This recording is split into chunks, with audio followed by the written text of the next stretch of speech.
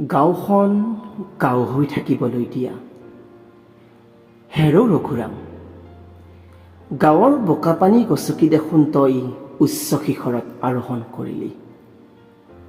আজি ঘৰলৈ উভতি নিচাত্মিকাবোধৰ জন্ম দিলি।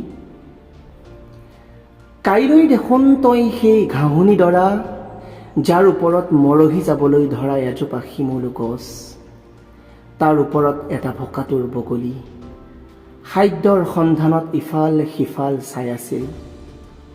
তাৰ তলত তই যে ডাঙৰ ডাঙৰকৈ নেওতা মুখস্থ কৰিছিলি। গাঁওপথৰ বোকাপানী গছকি তই যে পাঠশালালৈ গৈছিলি। জোনাক নিশাত চোতালত বহি যে তই তৰা গণিছিলি, আইতাৰ সাধু শুনিছিলি। গৰমৰ বন্ধত বন্ধুৰ সতে যে গাঁৱৰ পুখুৰীত বহু পৰ সাঁতুৰিছিলি, চোৰ কৰি আম খাইছিলি। সেই মাদকতা ভৰা স্মৃতিবোৰে তোমাৰ কংক্ৰিট হৈ পৰা হৃদয়খনক আমনি কৰেনে? সম্ভৱতঃ নকৰে। ভাল পালোঁ ৰঘুৰাম, কোট টাই পিন্ধিব পৰা তই ডাঙৰ চাহাব হলি। কিন্তু দুখ পালোঁ, ধন সম্পদ আৰু কৃত্ৰিমতাৰ মায়াজালত তই আপোন ঠাইখনক পাহৰি গলি।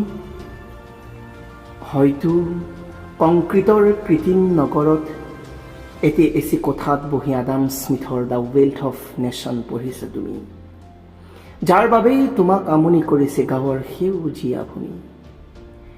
একে সময়তে যদি গান্ধীজীয়ে দক্ষিণ আফ্ৰিকাৰ পৰা উভতি আহোঁতে এছ কিল্ডোনান কাষ্টেল জাহাজখনত লিখা হিন্দ স্বৰাজ পঢ়িলোহেঁতেন আমি, হয়তো বুজি পালোহেঁতেন গুৰুত্ব গ্ৰাম্য অৰ্থনীতি। হেৰ' ৰঘুৰাম, তোমাৰ স্বপ্নৰ উদ্যোগবোৰ স্থাপন হ'ব, সেউজীয়াবোৰ মৰহি যাব, দুখীয়া কৃষকৰ সপোন থান-বান হ'ব, অচিনাকি মানুহবোৰে ঠাই আগুৰি ল'ব, কলা ধোঁৱাই আকাশ আচ্ছন্ন কৰিব। তেতিয়া গাঁওখন গাঁও হৈ নাথাকিব।